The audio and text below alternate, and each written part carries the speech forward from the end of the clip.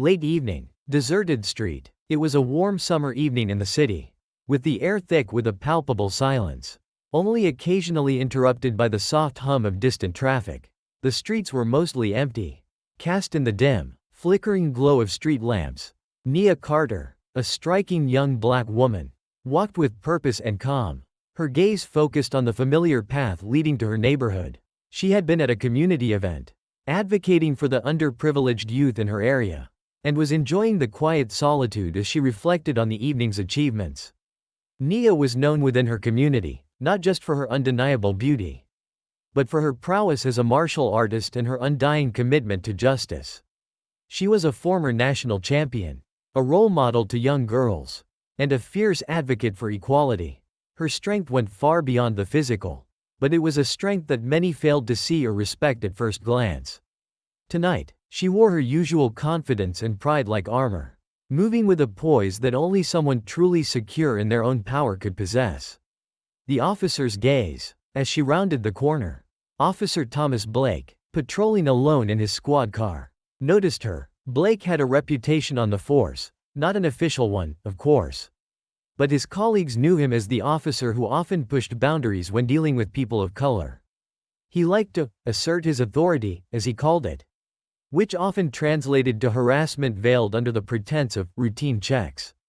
Blake watched her intently. To him, she looked like a target, young, black, and alone. In his mind, she was no different from anyone else he saw as beneath him. But there was something different tonight. A perverse curiosity flickered in his gaze as he observed her graceful stride, her poise, her unyielding confidence. He couldn't stand it. The idea that a black woman could walk these streets without a hint of fear stirred something within him, a need to knock her down. To assert control, Blake exited his car, a smirk tugging at the corner of his mouth. The confidence in her gait unsettled him, and he decided to challenge it. The confrontation begins. Nia felt his presence before she saw him. Her senses, honed from years of martial arts training, alerted her to his movements, his sharp footsteps echoing through the silence. She turned, meeting his gaze with an even, steady look. She had encountered officers like him before, the kind who wore authority as if it entitled them to intimidate. "Evening, miss," Blake said, his voice thick with condescension. "Out for a late-night stroll? I see. Mind telling me what business you have around here?" Nia remained calm, her voice level but firm. "Just heading home, officer. I live a few blocks down." Well, he sneered, his eyes narrowing. "You got an attitude on you, don't you? A pretty little thing like you shouldn't be out here all alone. People might get the wrong idea." Nia's expression hardened. She recognized the undertone of threat in his words and felt a simmering anger begin to rise within her. But she held her ground, refusing to let him see any sign of intimidation. "Officer, I'm not doing anything wrong. I'd appreciate it if you'd let me be on my way." Blake chuckled, an unsettling sound in the quiet night. He took a step closer, invading her personal space. "See, that's the problem with you people. Always so quick to act tough. But deep down, you're all the same, scared, quiet, and submissive when you know what's good for you." The assault. Before Nia could respond, he reached out, his hand grasping her shoulder, fingers digging in with unnecessary force. She tensed, an instinctual reaction, and the urge to defend herself surged within her. But she held back, trying to avoid escalation. "Let go of me," she demanded, her voice low and steady, warning him to back off. But Blake only smirked, his hand moving down her arm with a disgusting sense of entitlement. His fingers tightened around her wrist, pulling her closer as he murmured, "What's the matter? Scared? I thought you were tougher than that." And then he did something he'd done to other women before, always expecting silence, compliance. His hand drifted toward her body in a gesture both violating and dismissive, testing her boundaries with a sick confidence that she would never dare fight back. The retaliation. But in that moment, something changed. The simmering anger within Nia erupted. She'd spent her life fighting for respect, for equality, for dignity, and this man had crossed every line. A surge of strength and defiance surged through her veins, overpowering any impulse to tolerate his abuse. Her voice turned cold, controlled. "I warned you," she said, a quiet promise in her tone. In one swift, fluid motion, she twisted out of his grasp, her movements practiced and precise. With a skill honed by years of martial arts, she delivered a powerful strike to his abdomen, doubling him over in shock. His breath left him in a sharp gasp, his eyes widening in disbelief as he stumbled backward. Blake, unsteady and gasping, struggled to regain his composure. You can't do that. I'm a police officer," he spluttered, a mixture of shock and anger distorting his face. But Nia stood her ground, her expression unyielding, her body poised and ready. "I'm not someone you can push around," she said, her voice firm and resolute. "You might wear that badge, but it doesn't give you the right to disrespect me or anyone else." A few bystanders, drawn by the commotion, stopped and watched, their phones discreetly raised to capture the scene. Blake's face turned red with fury, his ego bruised and his authority challenged.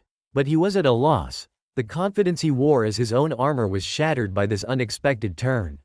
Witnesses and unintended fame. Within moments, the videos taken by the witnesses began circulating on social media. Clips of Blake's initial confrontation, his overreach, and Nia's powerful retaliation spread like wildfire. The onlookers, many of whom had faced similar abuses, watched with pride as Nia stood up to the officer with an unapologetic defiance that resonated deeply within them. Blake staggered, his reputation instantly tarnished, his control stripped away by a woman who refused to be silenced or victimized. Nia looked at him one last time, her gaze unwavering, then turned and walked away, head held high, a fierce dignity in her stride. The world had seen what happened, and as she disappeared into the night, Nia knew that this was only the beginning. A quiet evening, heavy with unspoken histories. The evening air carried a strange stillness. It was the kind of silence that wasn't peaceful but tense, as if the city itself were holding its breath. The neighborhood, a mix of weathered buildings and small local shops, seemed forgotten by time and by those in power. Yet, for Nia Carter, this stretch of cracked sidewalks and dim streetlights wasn't just a place, it was home. Every corner told a story, every street a memory. Tonight, she walked alone, her silhouette sharp against the faint glow of the streetlights. The cool breeze brushed against her face as she replayed the night's events in her mind. She had spent the evening speaking at a community event, rallying support for a youth mentorship program she was helping to launch. It was the kind of work that fueled her spirit, a way to give back to a community that had molded her strength. Her mind was still buzzing with ideas and plans for the future. Her heart filled with a quiet sense of purpose. But that sense of purpose was soon interrupted by an unsettling feeling, the sharp prick of being watched. She glanced briefly over her shoulder, catching sight of the police cruiser parked under a flickering street lamp. The officer inside hadn't moved, but she could feel the weight of his gaze even from a distance. A quiet sigh escaped her lips. She had experienced this kind of scrutiny too many times before. The officer watches. Officer Thomas Blake had been patrolling the same stretch of the city for years. To him, it wasn't just a beat, it was a battlefield, a place where he felt entitled to exert control, to remind people who held power. Tonight, as he leaned back in his seat, his eyes locked onto Nia's figure. Something about her struck a nerve. She moved with a kind of confidence that didn't belong here, or at least, not to someone like her. To Blake, it was a challenge, an affront to the unspoken hierarchy he believed in. She's asking for trouble, walking around like she owns the place, he thought, his lip curling into a smirk. He could already picture how this would play out. She'd push back, like they always did, and he'd put her in her place. That's how it always went. Except tonight, he felt an unusual surge of arrogance. She wasn't just another woman walking alone, she was young, beautiful, and black, a trifecta that, to him, meant she was fair game. Blake's hand hovered over the door handle for a moment before he stepped out of the car. His boots hitting the pavement with a dull thud. The sound echoed in the quiet street, and Nia heard it immediately. The first words. Nia turned her head slightly, her body instinctively tensing. She slowed her pace but didn't stop, hoping he might let her pass. But the footsteps behind her grew louder, more deliberate. When she finally turned fully to face him, her expression was calm but guarded. "Evening, officer," she said evenly, her voice steady despite the unease bubbling beneath the surface. Blake tilted his head, his expression a mix of feigned curiosity and condescension. "Evening," he replied, his voice dripping with an air of authority. "Out a little late, aren't we?" Nia's eyes narrowed slightly. She kept her tone neutral. Just heading home. Is there a problem? Blake chuckled. A low, humorless sound. Depends. Got any ID on you? Nia resisted the urge to roll her eyes. She knew this game, had seen it played out countless times. I'm not doing anything wrong, she said firmly. I'm just walking home. Blake stepped closer, closing the distance between them. Funny thing about this neighborhood, he said, his tone turning sharper. A lot of folks around here like to act like they own the streets. Guess they forget who really keeps the peace. His words were loaded, and they landed heavily in the quiet air between them. Nia felt her pulse quicken, but she stood her ground, meeting his gaze without flinching. If there's nothing else, officer, I'll be on my way. The moment of escalation. But Blake wasn't done. He wasn't interested in letting her walk away, not without proving his dominance. Hold on, he said sharply, his hand reaching out to grab her shoulder. The grip was firm, almost bruising, and it sent a jolt of anger through Nia's body. She turned to face him fully now, her jaw tightening. Let go, she said, each word deliberate and sharp. Blake's smirk widened. He leaned in closer, his voice dropping to a menacing whisper. Or what? You gonna run home and cry? People like you always think you're tougher than you are. But let me tell you something. His hand moved lower, a sickening gesture of power, as if daring her to stop him. Nia's entire body tensed. Years of training had taught her to control her impulses, to stay calm under pressure. But this wasn't a sparring match or a competition. This was a man abusing his power, crossing every line, and she wasn't about to let it slide. The explosion of power. Without a word, Nia moved. Her body reacted faster than her mind. Muscle memory taking over, she stepped back slightly, breaking his grip with a swift twist of her arm, then pivoted and delivered a sharp, precise strike to his solar plexus. The force of the blow sent Blake stumbling backward, gasping for air, his face a mask of shock. What the hell, he wheezed. Clutching his stomach, he staggered, his arrogance replaced with disbelief. Nia didn't back down. She stood tall, her fists clenched at her sides, her eyes blazing with a mix of anger and unyielding determination. You think that badge makes you untouchable? She said, her voice cold and steady. You don't get to disrespect me. Not tonight, not ever. The crowd gathers. The commotion had drawn the attention of a few passers-by, who stopped to watch, their phones already raised to record the scene. The dim street was suddenly alive with whispered murmurs and the faint glow of smartphone screens. Blake's face turned crimson as he realized the gravity of the situation. His hands twitched at his sides, but he didn't dare move closer. You're gonna regret this, he spat, his voice trembling with a mix of rage and humiliation. Nia didn't flinch. She met his gaze with an unyielding stare, her presence commanding. The only thing I regret, she said, her tone cutting through the night like a blade, is that people like you think you can get away with this.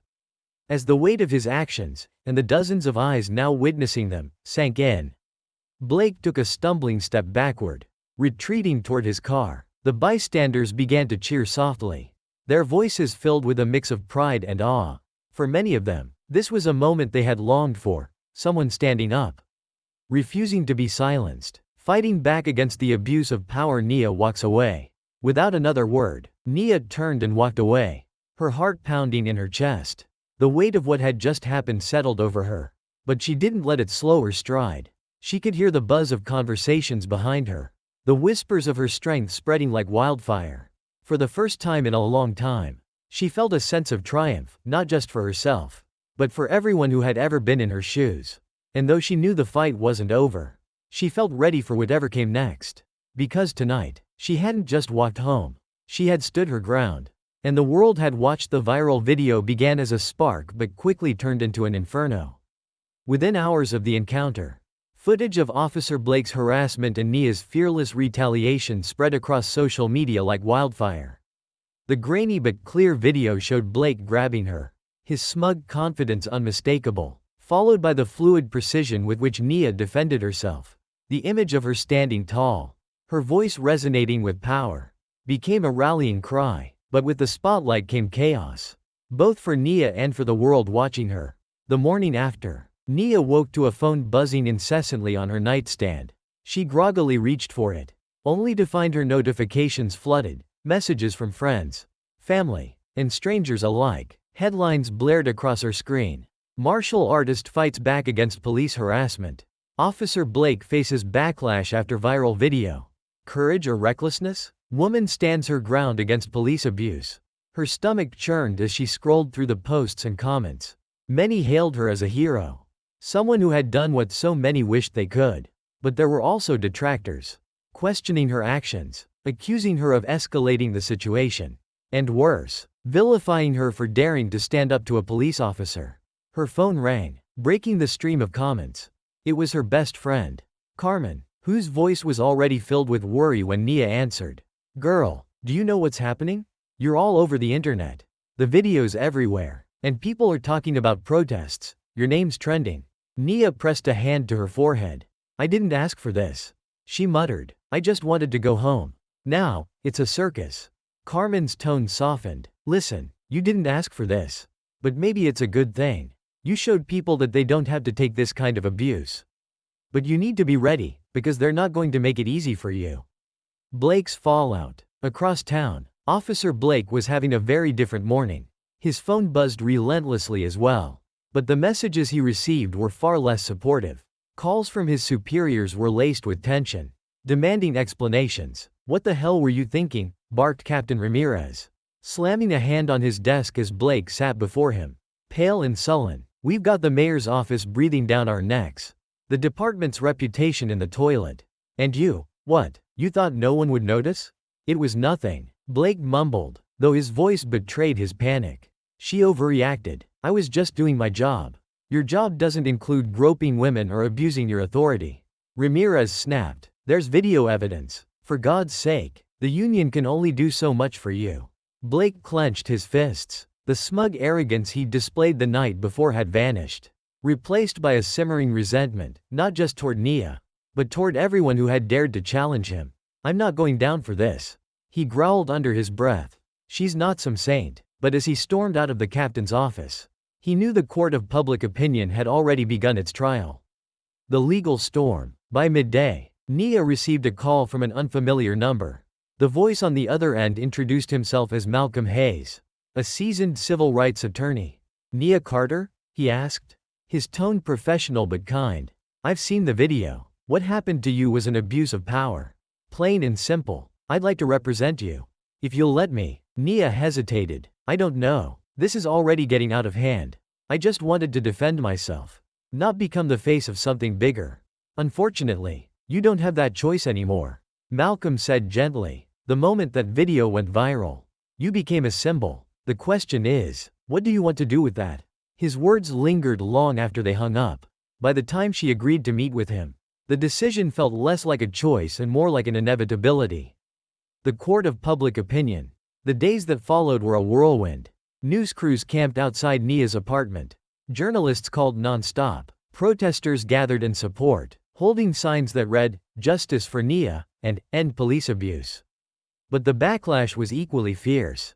Some accused her of assaulting an officer, twisting the narrative to paint Blake as the victim. Online, trolls flooded her social media accounts with hateful messages. Through it all, Nia kept her head high. But inside, she wrestled with doubt. Every public appearance, every interview, every rally was a reminder of the weight now resting on her shoulders. Carmen stayed by her side, offering words of encouragement whenever the pressure became too much. One night, as they sat in Nia's living room, Carmen spoke softly. You've got people who hate you and people who love you. But at the end of the day, it's about what you believe. Why did you stand up to him? Nia thought for a long moment before answering. Because he thought I was powerless. And I couldn't let him keep thinking that, not for me. Not for anyone else. The legal battle. The courtroom was packed on the first day of the trial. Nia sat at the plaintiff's table with Malcolm beside her, his presence steadying. Across the room, Blake sat stiffly, his lawyer whispering furiously in his ear. The tension was palpable, the air thick with the weight of what this case represented, not just for Nia, but for countless others. The prosecution painted a damning picture of Blake's history, a pattern of misconduct complaints swept under the rug. The unchecked power that had emboldened him for years. Witnesses testified about seeing Blake grab Nia, their video evidence leaving little room for doubt.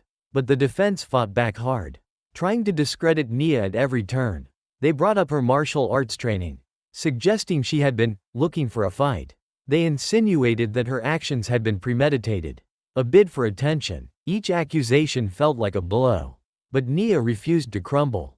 When it was her turn to testify, she spoke with a quiet, unshakable resolve. "I didn't want any of this," she said, her voice steady despite the emotion welling in her chest. "I just wanted to go home.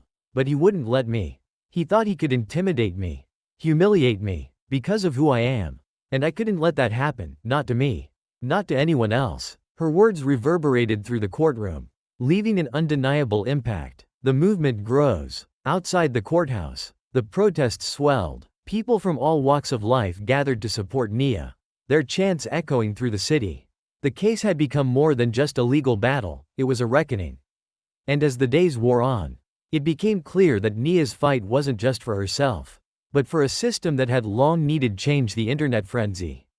The morning after the incident, Nia's life began to change in ways she could never have predicted. The viral video wasn't just a spark, it had become a wildfire, sweeping across every corner of the internet. By mid-morning, hashtags like #JusticeForNia and #HoldBlake accountable were trending. People from all walks of life began sharing their own stories of police harassment, turning the video into a catalyst for broader conversations about abuse of power and racial injustice. But along with the praise came a deluge of hate. Nia's social media accounts were flooded with comments. Strangers called her a hero, an icon, a symbol of resilience. Others hurled vile insults, accusing her of being anti-police, aggressive, or even a criminal in disguise.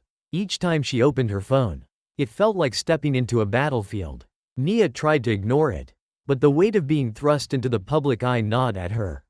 She wasn't just fighting for her own dignity anymore, she had become the face of a movement. And the pressure was suffocating. Blake's struggles behind closed doors. While the internet debated the incident, Officer Thomas Blake found himself in unfamiliar territory. For years, he had operated with impunity, shielded by his badge and the unspoken code of silence within the police force. But now, he was a pariah. The first crack appeared at his precinct. Colleagues who had once laughed off his behavior began distancing themselves. Captain Ramirez, under immense public pressure, placed him on administrative leave pending an investigation. The union's usual enthusiasm for defending officers faltered in the face of overwhelming evidence. Blake's personal life crumbled alongside his professional one. Reporters camped outside his home. Friends and family called, some expressing support, others asking tough questions. His wife, visibly shaken by the scandal, barely spoke to him. Late at night, he sat in his dimly lit living room, nursing a glass of whiskey and seething. "She set me up," he muttered to himself, his voice slurred with frustration. She knew what she was doing. But deep down, a gnawing fear began to creep in. For the first time, Blake was facing real consequences, and he wasn't sure how to handle them. Nia's support network grows. Meanwhile, Nia found strength in her growing circle of supporters. Carmen, her best friend, became her unofficial publicist, screening calls and helping her navigate the overwhelming attention. Local activists rallied around her, organizing community meetings and protests. Even strangers reached out, offering words of encouragement and solidarity. One day, a letter arrived in the mail. It was from an elderly woman in another state, who wrote, "Dear Nia, I'm 73 years old, and I've spent my whole life seeing people like you silenced. But you stood up. You showed the world that we don't have to take it anymore. Thank you for your courage. You've given me hope." Nia read the letter with tears streaming down her face. For the first time, she felt the full weight of what her actions meant to so many people. It wasn't just her fight anymore, it was theirs too. The complexity of public perception. Despite the overwhelming support, Nia couldn't ignore the more complex reactions to her story. Some members of the Black community questioned whether her actions might lead to harsher treatment for others. "She's brave," one woman said during a community meeting. "But not everyone can fight back the way she did. What if this makes things worse for us?" Others debated the role of respectability in her story. Online forums buzzed with discussions about her background as a martial artist. Some praised her for using her skills to defend herself, while others suggested it undermined her case. "She's trained to fight," a comment read. "Is it fair to expect the same outcome for someone who isn't?" Nia listened to these conversations, sometimes feeling uplifted, other times burdened by the weight of so many expectations. She knew she couldn't be everything to everyone, but that didn't make it any easier. The first protest. The protests began quietly at first. A few dozen people gathered outside the courthouse, holding signs that read, "Accountability now," and Nia stood up. "So should we." But by the end of the week, the crowd had swelled into the hundreds. Activists delivered impassioned speeches, community leaders called for systemic reform, and artists created murals depicting Nia as a modern-day warrior. Nia attended one of the protests, slipping into the crowd quietly. She watched as people chanted her name, waved signs, and sang songs of resilience. It was overwhelming, but it was also beautiful. Carmen spotted her and nudged her toward the makeshift stage. "You should say something," Carmen whispered. Nia shook her head. "I don't know what to say." "Say the truth." When Nia stepped onto the stage, the crowd erupted into cheers. She took a deep breath, clutching the microphone tightly. "I'm not a hero," she began, her voice trembling but steady. "I'm just someone who refused to be silenced. But this isn't just about me. It's about all of us. It's about standing up to a system that thinks it can treat us like we're less than human. I didn't ask for this fight.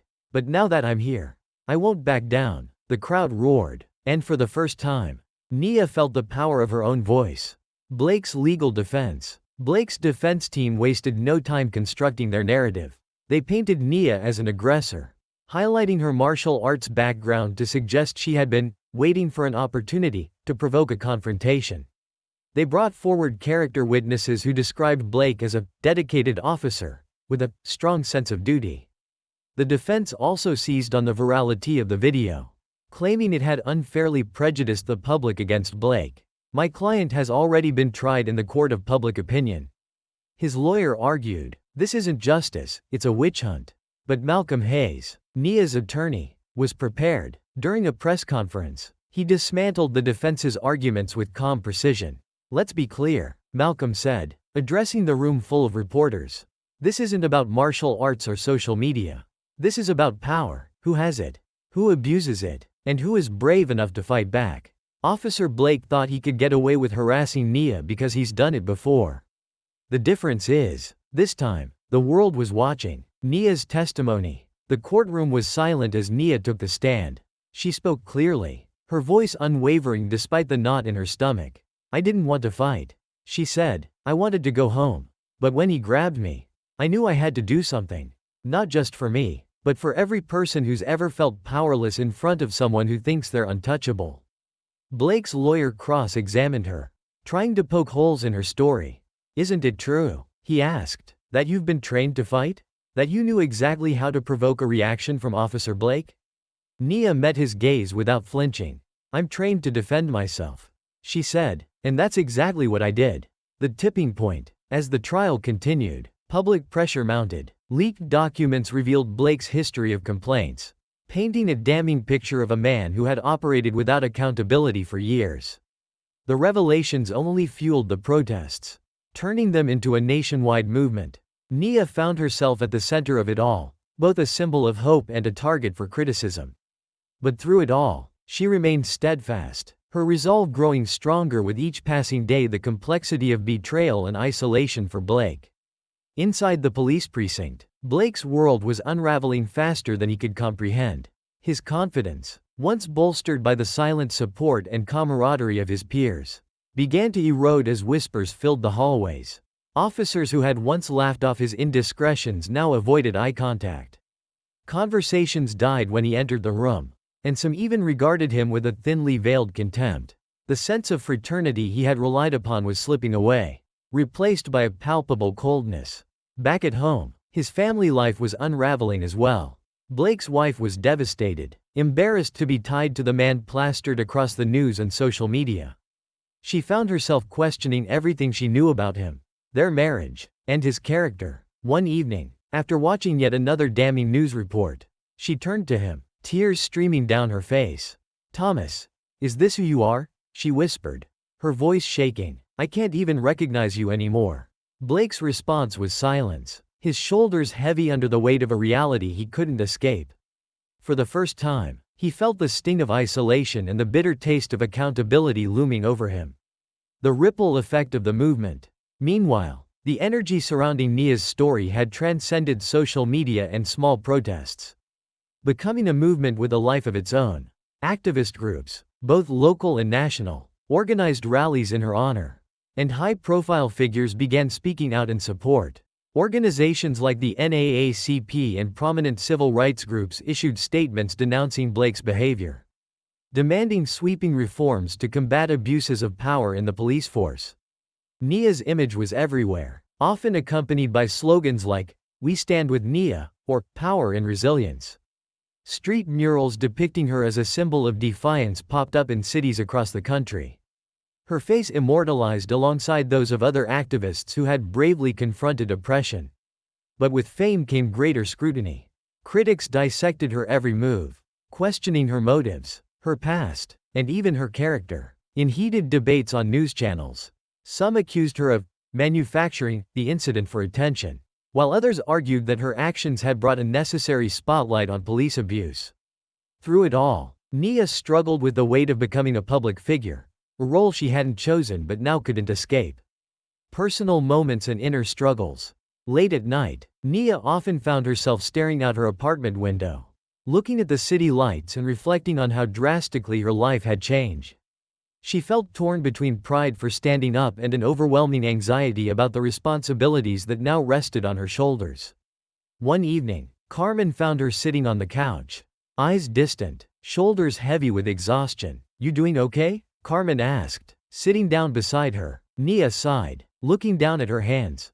"Honestly, I don't know. Some days, I feel strong, like I can handle this, like I'm meant to, but other times, it's just so much." Carmen took her friend's hand, squeezing it gently. "You don't have to be a hero all the time, Nia, remember that, but what you did, it matters. People are listening, and they need someone like you." Nia nodded, grateful for her friend's support. But deep down, she wondered if she could carry the expectations of so many people without losing herself in the process. Malcolm's strategy and Nia's preparation for trial. Malcolm Hayes, her lawyer, was relentless in his pursuit of justice, leaving no stone unturned as he prepared for the case. He coached Nia rigorously, anticipating every possible attack from Blake's legal team. They spent hours going over her testimony, discussing tactics to counter the inevitable character assassination. "Nia," Malcolm said one day as they sat in his office, stacks of documents spread before them. "They're going to try to paint you as the aggressor. They'll say you used excessive force. They'll question your martial arts training. But I want you to remember, this isn't just a battle for you. This is a battle for everyone who's ever been silenced." Nia nodded, absorbing his words. She felt a surge of determination as she looked around the room, seeing the extent of the work Malcolm had poured into the case. He was fighting for her as if she were family, not just a client. "Thank you, Malcolm," she said, her voice soft but steady. "I won't let you down. I won't let any of us down." Tension and clashes in court. The trial itself became a spectacle, with reporters flocking to the courthouse every day, eager to capture each twist and turn. Inside the courtroom, the air was thick with tension. Blake sat across the room, his eyes fixed forward, jaw clenched, as if he could ignore the weight of every accusation by sheer willpower. Nia's first day on the stand was a turning point. The defense attempted to paint her as an instigator, probing into her martial arts background and questioning her motives. "Miss Carter," the defense attorney began, his tone sharp and pointed, "would you say that your martial arts training makes you more inclined to use violence to resolve conflicts?" Nia held his gaze, her voice calm and clear. "No, my training is about discipline and control. It's about defending myself when there's no other option." "So you're saying that grabbing an officer was your only option?" "Yes," Nia replied firmly. "He crossed a line. I did what I had to do to protect myself." Each of her answers resonated with the spectators, many of whom nodded in silent approval. But the defense pressed harder, their tactics growing more aggressive. They brought up her social media posts advocating for community action, attempting to portray her as a provocateur. But Malcolm was prepared. When it was his turn, he systematically dismantled each of the defense's arguments, turning the focus back on Blake's history of misconduct. He introduced records of prior complaints, showing a clear pattern of abuse. The question isn't whether Miss Carter defended herself," Malcolm said in his closing statement, his voice echoing through the courtroom. "The question is why Officer Blake believed he could intimidate, harass, and assault her without consequences. Because he's done it before. And he thought he could do it again." The verdict approaches and community uplift. As the trial neared its end, anticipation gripped the city. Supporters held vigils outside the courthouse, their candles illuminating the night as they sang songs of solidarity.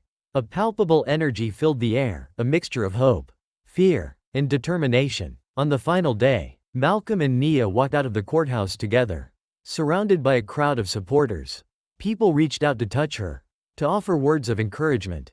And Nia took each hand, each word, with gratitude. One young girl approached her, looking up with wide, admiring eyes. "I want to be like you when I grow up," she whispered shyly, her small voice barely audible over the noise. Nia knelt down, meeting the girl's gaze with a warm smile. "Don't just be like me," she said gently. "Be better, be braver, stand up for what's right, no matter what." Unexpected developments and the final blow to Blake's defense. Just days before the verdict was due, a major revelation surfaced. A former officer from Blake's precinct came forward, sharing stories of Blake's abuse of power and unchecked behavior. The ex-officer detailed incidents in which Blake had intimidated and mistreated civilians, abusing his authority with impunity. This testimony shattered whatever defense remained for Blake.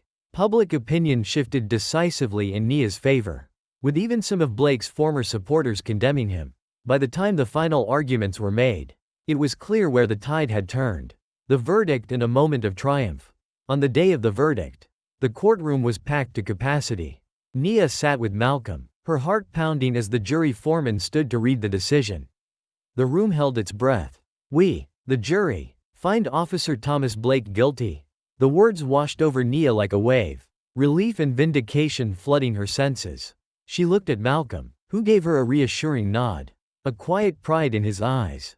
Tears welled up as she scanned the room, taking in the faces of the people who had supported her. As she left the courtroom, the crowd outside erupted into cheers. People hugged each other, chanting her name, and Nia felt a deep sense of connection with each of them. She had won, not just for herself, but for everyone who had ever felt powerless, for every voice that had ever been silenced. In that moment, Nia knew that her fight was far from over, but she also knew she was ready for whatever came next. She had become a symbol of resilience, of justice, of hope. And as she looked into the sea of faces cheering her on, she knew that together, they would continue the fight. The courtroom erupts, a victory realized. The verdict had been read, and the courtroom was engulfed in an eruption of voices. Some cheering, others stunned into silence. For Nia, the moment felt surreal, as though time had slowed. She took in the scene, every detail, the relief on Malcolm's face, the tears of gratitude welling up in her own eyes, and the collective sigh of satisfaction among her supporters who had waited outside for hours. Their faces pressed against the courthouse windows. Outside, a crowd had gathered. As Nia and Malcolm emerged, cheers rose, people waved banners, and chants of "Justice for Nia" echoed down the streets. Carmen rushed to her side, throwing her arms around her in a fierce hug, her voice choked with emotion. "You did it, Nia," she whispered. "You did it for all of us." Nia allowed herself a moment of release, holding her friend close as the weight of her journey began to lift. For the first time in weeks, she felt truly free, but beneath the joy, there was a new awareness of the responsibility she now carried, not just for herself, but for everyone who had looked to her for hope, for a victory, for proof that justice was indeed possible. A public address. Nia finds her voice. As the crowd surged around her, the organizers of the protests ushered Nia to a small platform set up near the courthouse steps. She hadn't prepared a speech, she hadn't even expected to win.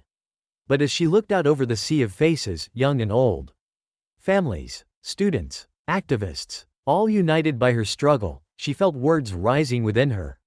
Fueled by every hardship, every moment of fear, and every act of courage that had defined her journey. Taking a deep breath, she spoke into the microphone, her voice steady, every syllable echoing with the resolve that had carried her through. "I didn't set out to become a symbol," she began, her eyes scanning the crowd. "I'm just someone who wanted to walk home safely. But that night, Officer Blake decided I didn't have that right.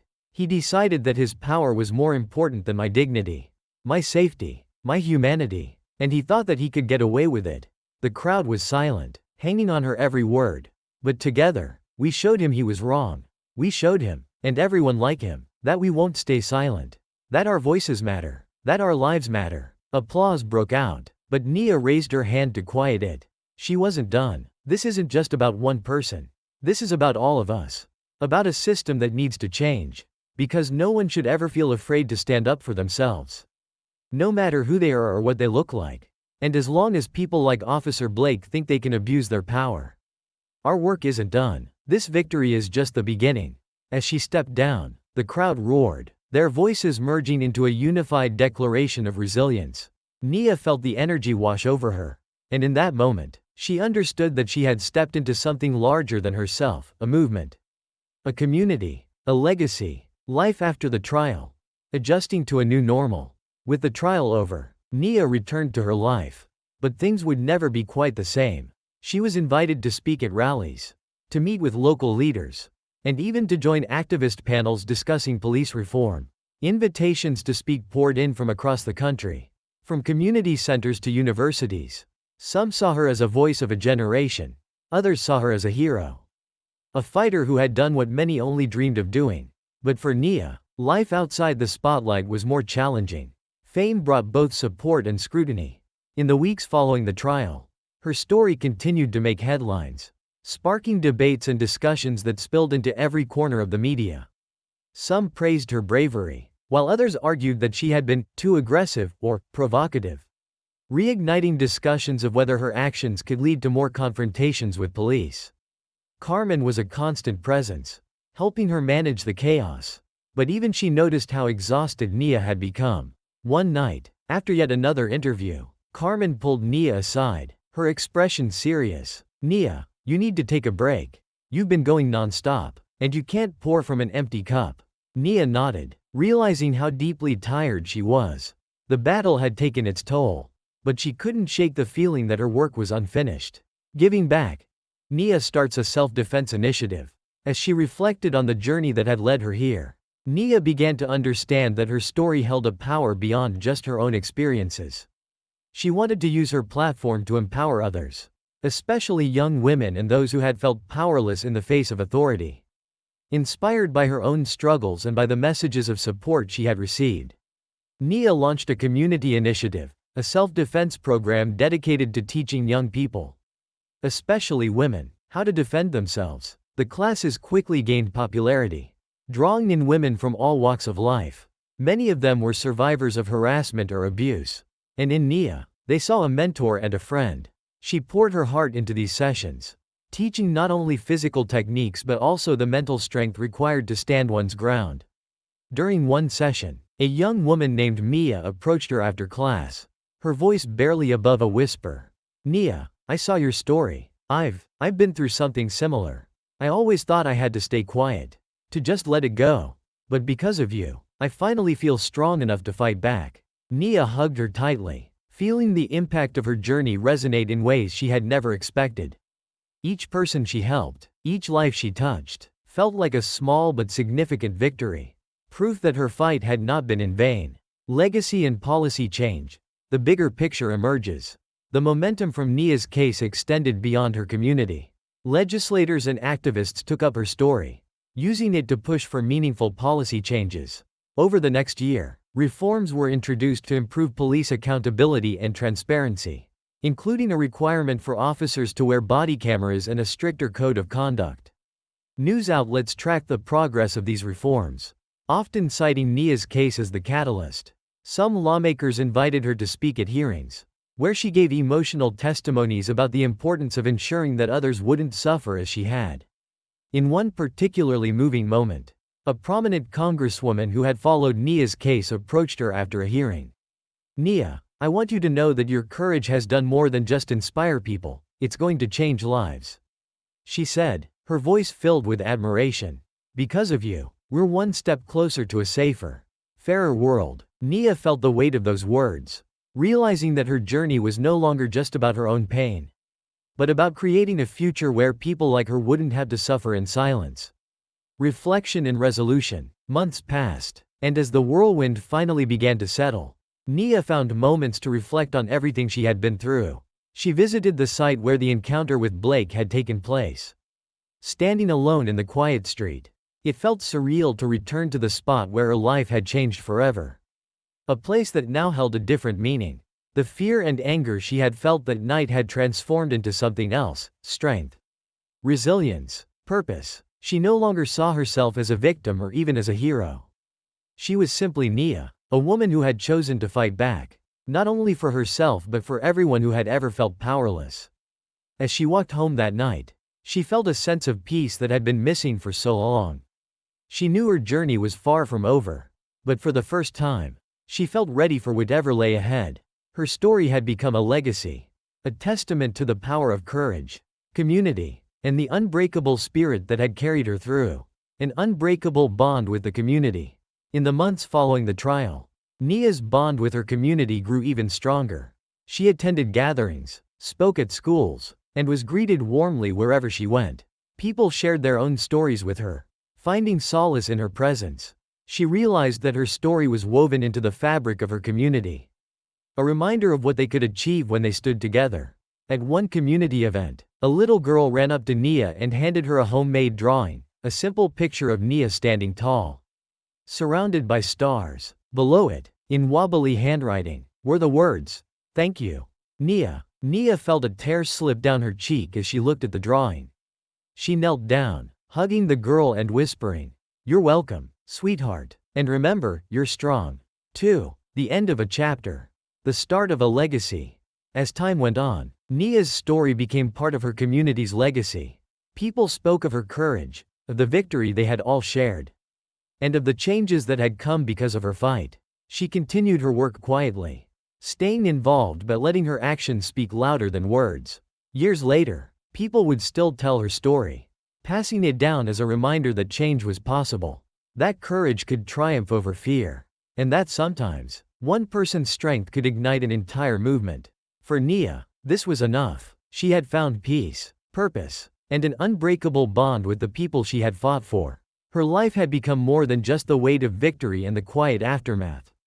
The cheers of the crowd still echoed in Nia's mind as she settled back into her apartment that night. She closed the door and leaned against it, exhaling a breath she felt like she'd been holding since that fateful night with Blake. Outside, the world was still buzzing with excitement and celebration, but in the quiet of her home, Nia felt a mixture of emotions: relief, exhaustion, pride, and even a sense of loss for the part of her life that felt irreversibly changed.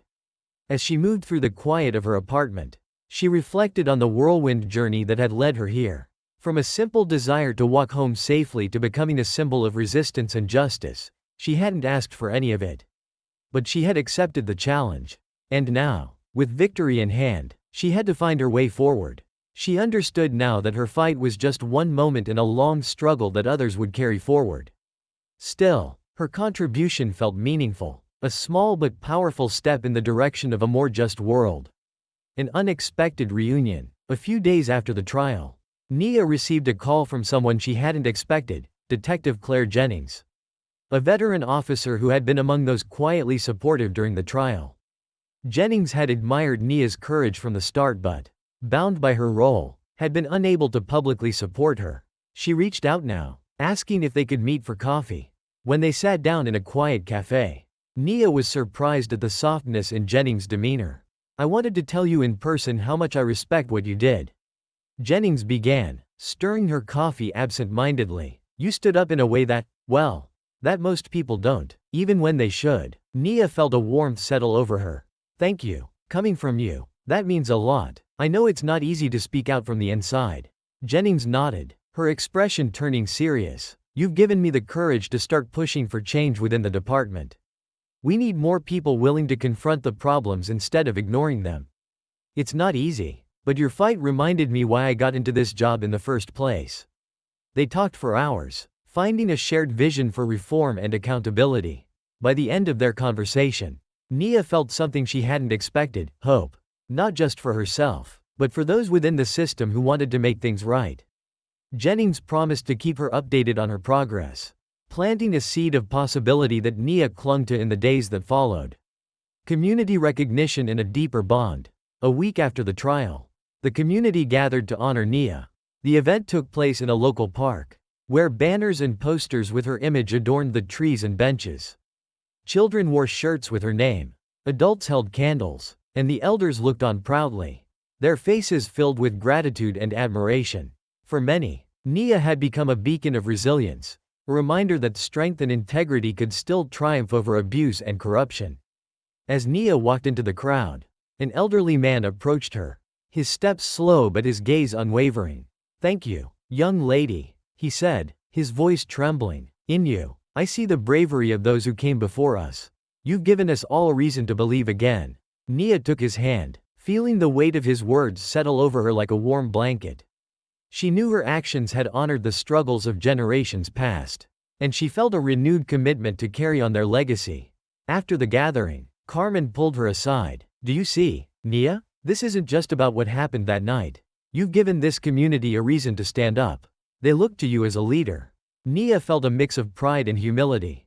She had become a part of her community's story, a thread woven into the fabric of their shared history. Establishing the self-defense program and mentorship initiative, the community's support fueled Nia's resolve to create something lasting. With donations pouring in and offers of support from local businesses, she established a formal self-defense and mentorship initiative. The program was open to all but focused particularly on young women and marginalized youth, providing them with the tools to protect themselves, both physically and mentally. Nia threw herself into the work, dedicating her days to training and her evenings to mentorship sessions where she shared her story and encouraged her students to embrace their strength. Many of the participants were survivors of trauma themselves, and they found solace in Nia's presence and guidance. She became not only a mentor but a confidant, a sister, and, for some, a surrogate family. One evening, during a training session, a teenage girl named Layla approached Nia, her eyes glistening with unshed tears. "Nia," Layla whispered, her voice thick with emotion. "Before I came here, I felt like I was always going to be a victim. But because of you, I feel strong. I feel whole." Nia hugged her tightly, realizing that this program wasn't just about self-defense, it was about healing, empowerment, and reclaiming one's dignity. In those moments, Nia understood that she had found her calling, an invitation to speak at the national level. Word of Nia's work spread, and soon she was invited to speak at national conferences and panels on justice reform, women's empowerment, and resilience. Her story resonated with audiences across the country, and people were moved by her raw honesty and unyielding determination. At one particularly large event, Nia stood on stage before a packed auditorium, the spotlight shining on her. She took a deep breath and spoke with the same conviction that had carried her through her darkest days. "Standing up for yourself is hard," she began, her voice resonating through the room. "But standing up for others, for a cause bigger than yourself, is even harder. I was afraid, I was uncertain, but I knew that if I didn't act, I'd be betraying everything I stood for." She spoke about her journey, the community that had supported her, and the people like Layla who had found strength through her. She ended her speech with a call to action, urging everyone in the room to find their voice, to fight for justice wherever they saw it needed. The audience rose to their feet in applause, and as Nia looked out over the crowd, she felt an overwhelming sense of fulfillment.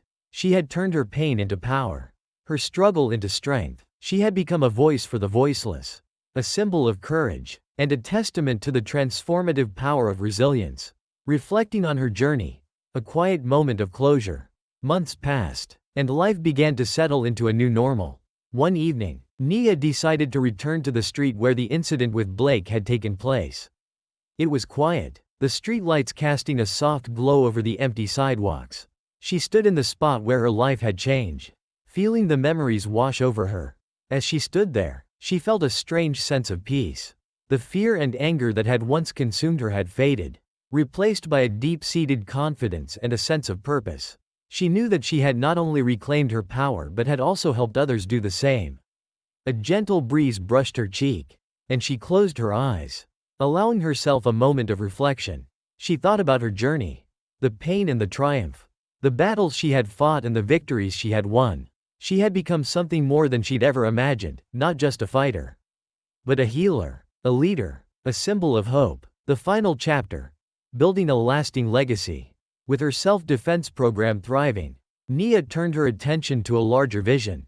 She wanted to build a center for empowerment, a place where people from all walks of life could come to learn, grow, and find their voice. The center would offer classes in self-defense, leadership, public speaking, and community advocacy. It would be a sanctuary for those who needed it most, a place where people could heal and discover their strength. She shared her vision with Carmen, who immediately offered to help. Together, they rallied community support, secured funding, and laid the foundation for what would become the Nia Carter Center for Empowerment and Justice.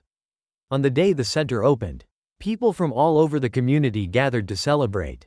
Nia stood at the entrance, watching as families, survivors, and young women walked through the doors, each carrying their own hopes and dreams. She felt a deep sense of satisfaction, knowing that her journey had come full circle. As she gave a tour of the center, she encountered a young girl who looked up at her with wide, admiring eyes. "Miss Nia," the girl said shyly, "can I be strong like you?" Nia knelt down, smiling warmly. "You already are strong, you just have to believe it, and I'll be here to help you every step of the way." A legacy of resilience and hope. As the years passed, Nia's center grew, touching countless lives. Her story became a part of the community's history, told and retold as a reminder of what one person could achieve when they refused to be silenced. People from all over visited the center, drawn by the legacy of resilience that Nia had created. Nia had found peace, purpose, and an unbreakable bond with her community. Her life had become more than just the sum of her struggles. It was a testament to the power of courage, a symbol of hope, and a legacy that would endure for generations.